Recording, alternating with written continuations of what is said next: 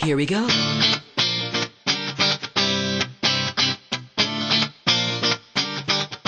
Let me lift you up. We'll go right to the top. Let the sun come up. Together we can fly. All our hearts collide. Stay here by my side. I say we jump, we fly, we reach out to the sky. And it goes on and on and on and on and on. And we go on and on and on and on. And it goes on and on and on and on and on. And we go on and on and on and on. We're gonna fly high, be alive. Yeah. We're gonna fly high, be alive. We're gonna fly high, be alive.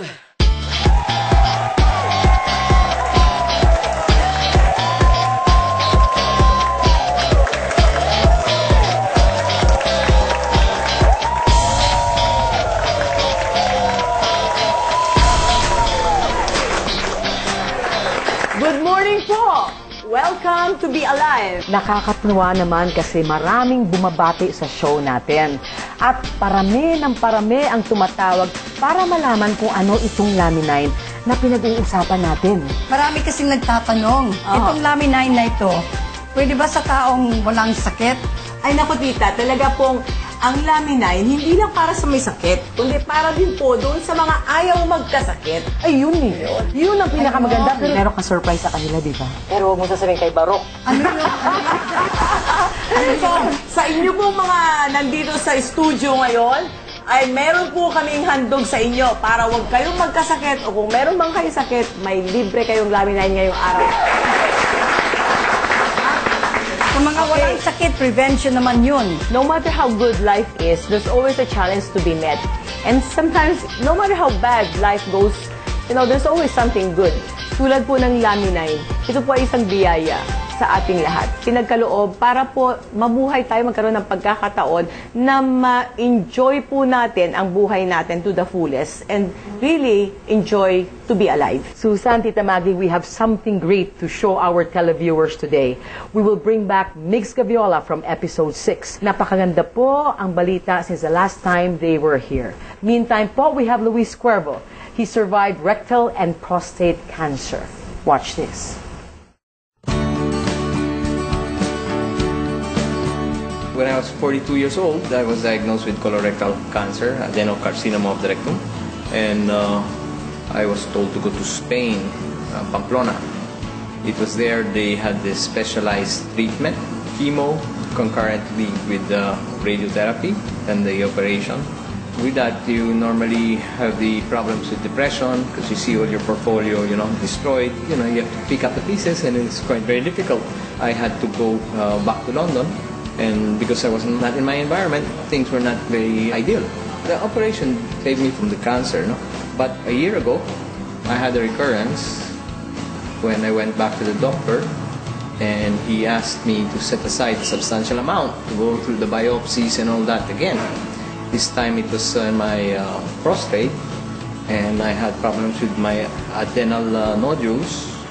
I lost a lot of weight. I encountered a conversation between two doctors. One was a gerontologist, was being briefed by someone on Lamine, and I liked the idea of the body curing itself. And I took the supplements, and on the third day, I really felt the effect of Lamine. I would wake up 2 in the morning, 3 in the morning, and to relieve myself, hardly could do a pee, With Lamine, wow.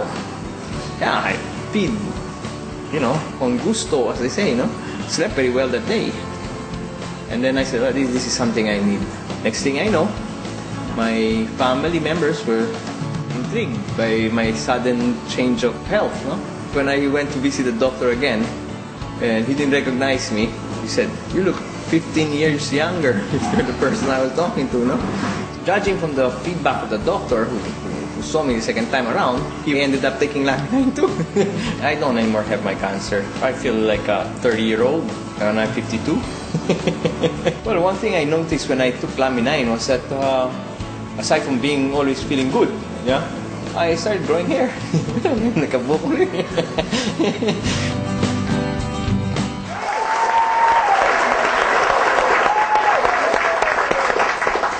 When we come back, we will have Luis Cuervo, Migs Gaviola, and Be Alive. We'll be right back.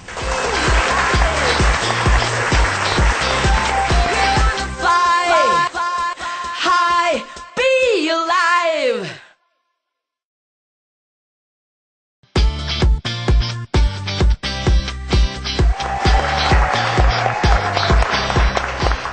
Good morning, Luis. Good morning. Luis, you had a very extraordinary story, no? Colorful, And yeah. You had prostate cancer. Yes, I did. Actually, rectal cancer muna, no? Yeah. And then after 10 years, prostate, That's right. no? And Laminine helped you a lot. Oh, yes, definitely. Thanks to Laminine, I'm here.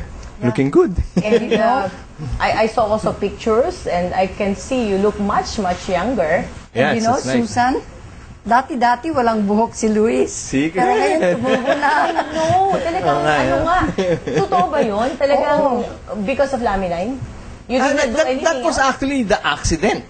Because I was really for the purpose of, getting myself fixed. Okay. And then, next thing I know, tubo yung buhok. Okay. Diba? At least when I look in the mirror every day, I'm not depressed. So, now that everybody had seen you, lalo na the whole Philippines, baka mag-umpisang tatawag na yung mga ex-girlfriend mo yan, ha? Sana. I'm back! Thank you again, Luis, for inspiring and sharing your story. Because I think that's the best thing we can do when natulungan ka ng Laminine, and I'm sure you're inspiring everybody. Oh, yeah. I'm very grateful. So I want to pass on, what blessings I received. Why not try it? And feel good, like Yes, me. very good. And you've not tried any other supplements in the past? I took all these supplements, And nothing vitamin A, vitamin C, B1, 6, 12, all that, no? Walang And then, but those were a couple of years ago. So, Ana, would you like to share who you have today? Kasama natin ngayon si Migs Gaviola. We guested her on our show last February 10. Ladies and gentlemen, please welcome back Migs Gaviola. We took a video footage of your kneecap, Migs. The first time was on November 15, 2012. At pinakita namin na wala siyang tuhod, Susan, Tita Maggie. Wala talaga, nothing. Ngayon, the second time po was January 16, nang taping tayo para sa episode niya. Ngayon, after nung pinalabas yung episode niya nung February 10, tumawag kaagad sa akin si Mig. Sabi niya, Ana, buo na ang aking tuhod.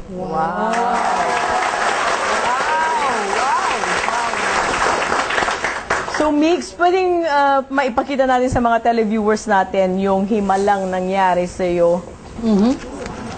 Wow. Buo na. Wow. Buo na to.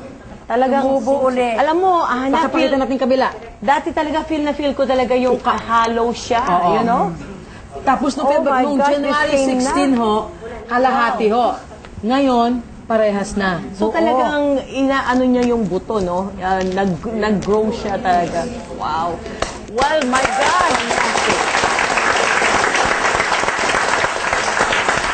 Sobrang milagro talaga, no, Ana? Ito po talaga ay actual. Nakita nyo noon, nakita nyo ngayon.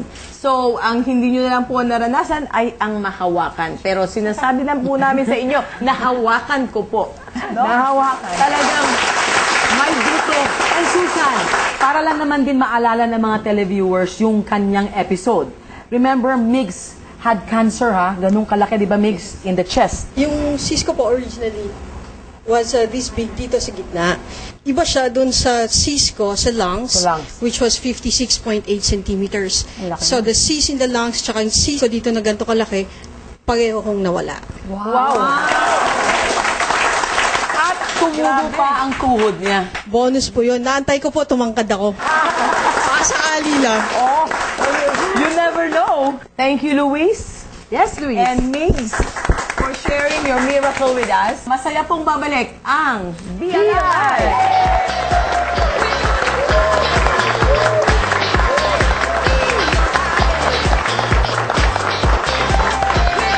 Fly high, be alive!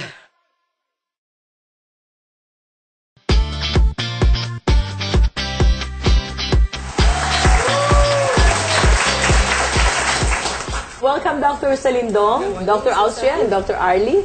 Welcome po sa Be Alive. Doctors, I was wondering, paano naman nawala yung prostate cancer ni Mr. Luis Cuervo?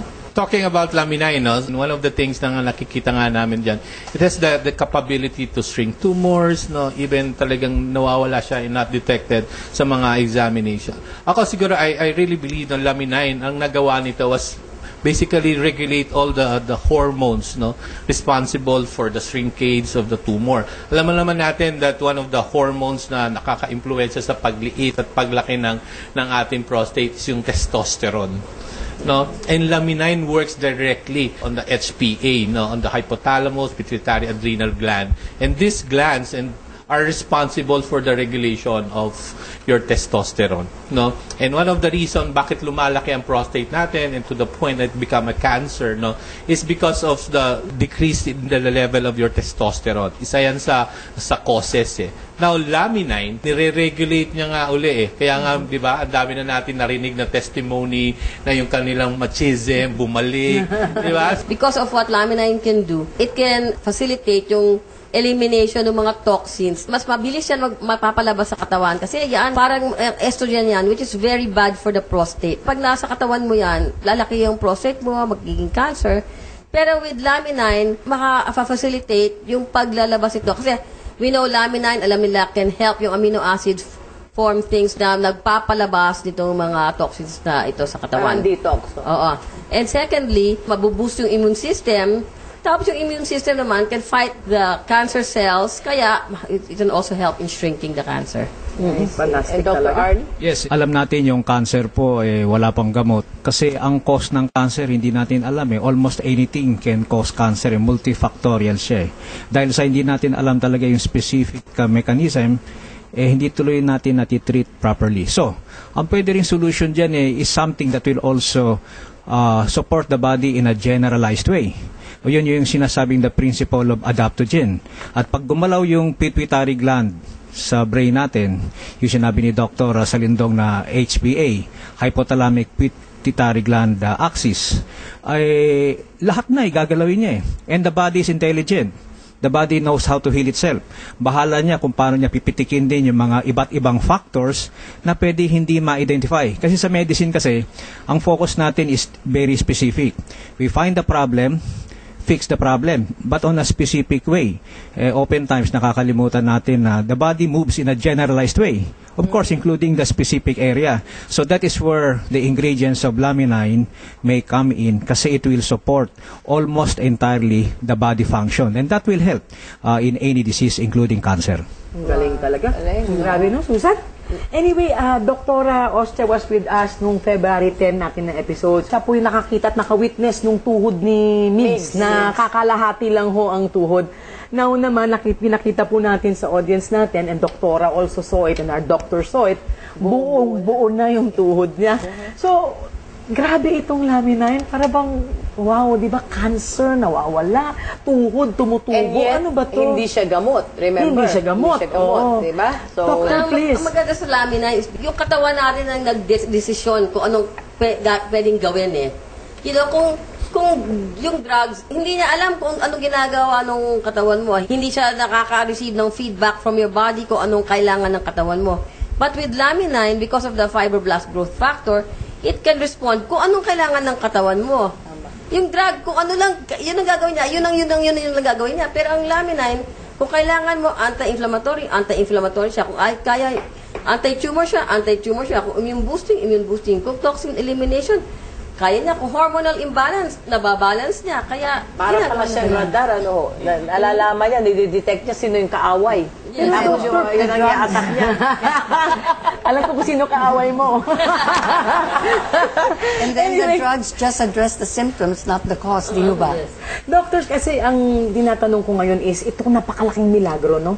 Yung matubuan ka ng kneecap, di ba? Yung sa ating kasi ibang mga cases, nawawala, na-eliminate yung mga cancer, tumor, etc. Ito naman tumutubo. So, kakaiba din siya. If you look at kasi the active ingredients in laminine, di ba? alam naman natin kung ano naman yan. It contains amino acid, and then may phytoproteins from yellow pea, and then it contains marine protein, di ba? No, from shark cartilage. No, and then yun nga, yung FGFPS, the fibroblast growth factor plus the essential nutrients. No, I think one of the things that contributed dun sa pagtubo ng kneecap ni Migs, no, was the chondroitin and the glycoaminoglycans nandoon sa shark cartilage. Yun eh. Kasi yung chondroitin is responsible for the regeneration of your cartilage. It's also a very powerful anti-inflammatory, no? And also, ang ginagawa pa nila, they block an enzymes, no, in the body that basically destroys your cartilage. Plus, the fibroblast growth factor, no, siguro na-influenza pa niya na lalo na mas magtrabaho pa. That hindi yan miracle eh. Kasi nga, alam mo may laman yung laminine that can really do something about the cartilage, and that's the shark cartilage in the chondroitin. So parang sa scientific ho ito, Doctor. Yes. Kumbaga hindi ito yung parang... Hindi magic yan. Magic lang. No. And Ana, kanina, Actually, what do you call this, Tita Maggie, yung bang kaya yung iba may arthritis sila, kasi pinakamasakit na sakit yung sa buto, di ba, Doctor? So, arthritis, yung gout, ganun ba? Anything na, pati yung deformation ng fingers, no? May yung ate ko, di-deform na yung fingers niya. Yung isa naman, hindi niya yung daliri niya, di ba? Actually, Susan, So, for our next episode, we will be discussing yung mga bone problems na may arthritis na gano'n. So, yeah. abangan nyo po yan next week naman. Yeah. So, yung sinasabi nga ni Dr. Salindong na yung chondroitin, no? And marami ding mga products na meron nun. Pero kahit ako, nung may arthritis ako, 10 years ako nag-suffer, no? Lahat na yun, ininom ko na yun. Pero walang effect. Itong laminine, meron siya fibroblast growth factor, which is yung intellectual na radar nga na he will really attack. Dr. Because there is the immediate combination of three factors: building, maintaining, repair. Simultaneous yun. Kung kailangan ng repair, and then kung na-build na, i-build, and then pag na-build na, i-maintain. Pero halos sabayan. Yung iba kasi, ang focus lang repair. Iba ang focus lang maintain. Iba ang focus lang building. Pero the adaptogenic function of the body is simultaneous movement of these three major functions of the body: build, maintain, repair. So sa kanya nagkaroon ng repair, di ba? Yes. So nag-repair siya, and then pag na-repair na, i-maintain. Di ba? And then kung kailangan mag-build, magbe-build. That's where the body's infinite intelligence, which came from God, comes in. Para tayo nagiging bata ba? Di ba nung bata tayo, pag napilayan ka o nabalian ka, gumagaling ka kaagad kasi nga, young pa yung mga cells natin siguro. So, parang yun, Nare-restore yun, yung function na usually nakikita sa bata. And still, no, what's the best about this product, Laminine, no? Kasi nga, it's because of the fibroblast growth factor. Without the fibroblast growth factor, I don't think that the chondroitin alone or the shark cartilage, can produce the same result. Kasi there's a lot of shark cartilage supplement in the market, pero seldom you see a result as fascinating, as amazing as like this one, And because of the Doctor, you fibroblast said growth that factor. an operation like for the kneecap would cost about $500,000 pesos. We were doing ACL. Wow! We just $500,000. Grabe. Sa Pilipinas yun, Doktor. Kaya kasi sa US, ang mahal nun. Mas mahal pa lalo.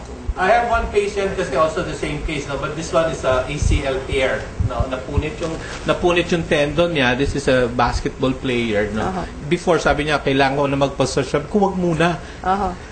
Try Laminine. Plus I gave calcium, collagen, and the others, no, together with Laminine. Yeah. Nag-repair eh. Wow. I have also the document for this. I'll share it with you later. Dahil nga sa fibroblast growth factor, maliban sa repair, makokontrol niya yung ibang mga mechanisms na nagkukos ng destruction. So, kung under control yan, which, anything's possible with the fibroblast growth factor, ililesen mo ang destruction, i-build up mo yung repair. So ngayon ho, na alam nyo nang pwede nang ma-repair at tumubo ang mga buto nyo, hindi ho ibig sabihin ay hindi na kayo mag-iingat. mag-ingat pa rin po kayo. Dahil prevention is better than cure. Yes. Baka mamaya magmaneho kayo. Di ba, may laminain naman eh. Kahit mabangga na ako. Bunggo natin sa pader. Todo walang Wag preno. po. Well, anyway, doctors, we've also been talking sa start ng show natin about prevention. Sabi nga ni Susan, mas maganda yung bago ka magkasakit, inaalalayan mo na at inaagapan mo na yung sarili mo. Can you tell us something about that, Dr. Austria? Well, sa prevention, there are a lot of things na bago mo ma-damage yung organs mo, aagapan mo na. And constantly, because of all our pollution, ganyan, nasisira yung organs natin. Yung cataract is because nasisira yung lens natin. Yung arteries natin because of the inflammation, nagbabara. Same with the joint, same with the skin, kaya nagkakaroon ng wrinkles, no? So, if we take Lamine on a preventive basis, i-repair niya constantly, no? Kaya nga sabi niyo, kung hindi kayo mag-ingat, ma-aksidente kayo, i-repair kayo yung Lamine. Pero baka hindi na niya makaya yung anti-aging kasi busy-busy na siya sa kaka-repair. Tama! Kaya dapat, kung gusto niyo ng anti-aging, huwag kayo mag-aksidente at uminom lang kayo ng Lamine for your anti-aging. Tama po. Forever young, forever young.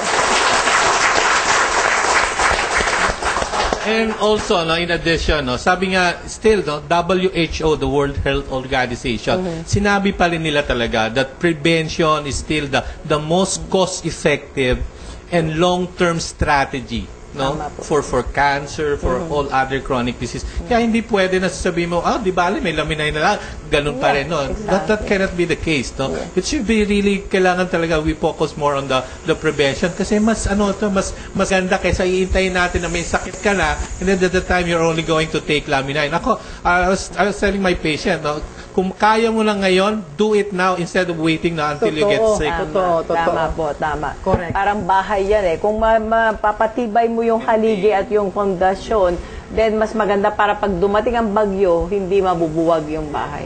Magkikita tayong lahat hanggang 100 years old. At saka kahit ang Lamine, hindi lang rebuild. Siyempre, inaano pa rin niya yung mechanisms ng katawan natin pag-eliminate ng toxins at saka yung mga nakakasira. So, tinatanggal mo na yung nagdi-destroy. Hindi siya nadi-destroy. Maliban sa nagbi-build ka. Yan ang prevention mo. Kasi, like for the joint, hindi naman yung, it's actually the joint is very active. It's really, pag pinag-aralan mo yung joint metabolism, it's really a balance of what is being destroyed and kung ano yung nare-repair. So, pag natalo yung nare-repair, manay distraction, because of the fibroblast growth factor. Siya nakakapag-decide ano ang priority Pero talagang preventive po. Sa Europe talaga mas preventive pa sila. Sa Amerika, curative. No? Doon sila yung pag may sakit na, doon na lang. Kaya ganito na ang balance. Kaya pag may sakit, magpa-doktor. Kaya nga if symptoms persist, consult a doctor. Yan yung therapeutics. Yan yung treatment. Ngayon, ang next phase is to avoid getting sick. Yan yung preventive medicine. Pero the higher level is towards wellness, health promotion. So, yung adaptogenic function na nakukuha natin sa ingredients ng Lamine, it will help support treatment, it will help prevent, it will help also in the promotion. Kaya yung tatlong konsepto na kung paano lalong gaganda yung anyo ng ating kalusugan, nandun na lahat. Ayun, very good. Napakaganda. Para pong mag-ipon ka ngayon ng pera dahil baka bukas may pagkakagastusan ka. Diba? Ganon din yun. So yung preventive, palakasin mo na yung katawan mo dahil baka bukas may biglang sakit na dumating sa'yo. Dahil hereditary, yung genetics, diba? Nasa lahi ninyo. So maiwasan mo na yan. Tama ba, Doc? At saka talagang mas maganda, uminom tayo ng Lamine consistently, regularly. Kasi kamukha yung sabihin mo laboratory. Yung laboratory, yung nag-a-abnormal yan kung sobrang, let's say, sa kidney. 50% of the kidney sira na bago maging abnormal yung labs. Hihintayin mo pa ba yun? Tapos pag oras maging abnormal, mabilis na ang pag-deteriorate. Hihintayin mo ba yun? Uminom na lang ng Lamine unti-unti. Para unti-unti na rin-repair every day. Even before the blood laboratory become abnormal. Alam mo, Susan, sabi ng surgeon ko, no? Lalo na pag inumpisahan daw ang Lamine sa mga bata, we will start seeing people reach the age of 100 up to 120. Grabe. At saka not that they reach 120. Yun pong healthy ba? You know, that is what matters Yun yung malakas tayo. Tignan mo si Dr. Austria, si Dr. Salino, tsaka si Dr. Arnie, gumagandang mga lalaki. Gumaganda. Anong secret?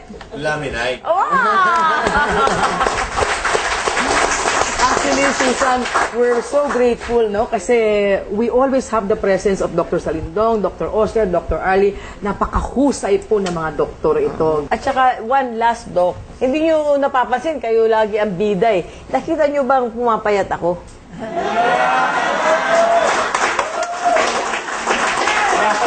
Outfit ka na, ha? Oo.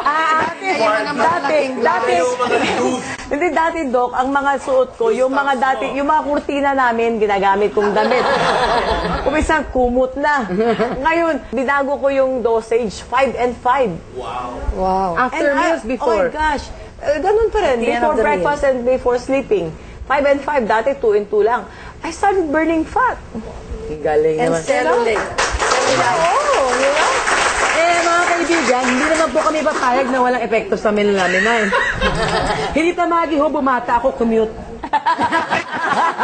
Anyway, Susan, we have to wrap up again, and we'd like to thank our doctors. Thank you, Doc. Thank you very, very much. Thank you very much. Be alive, of course. We'll be right back. Don't go away.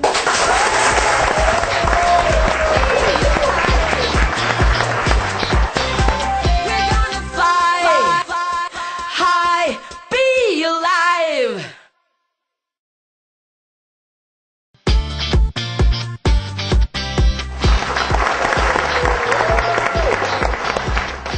Maraming salamat po ulit sa pagtangkilik niyo sa aming programa at hanggang sa muli.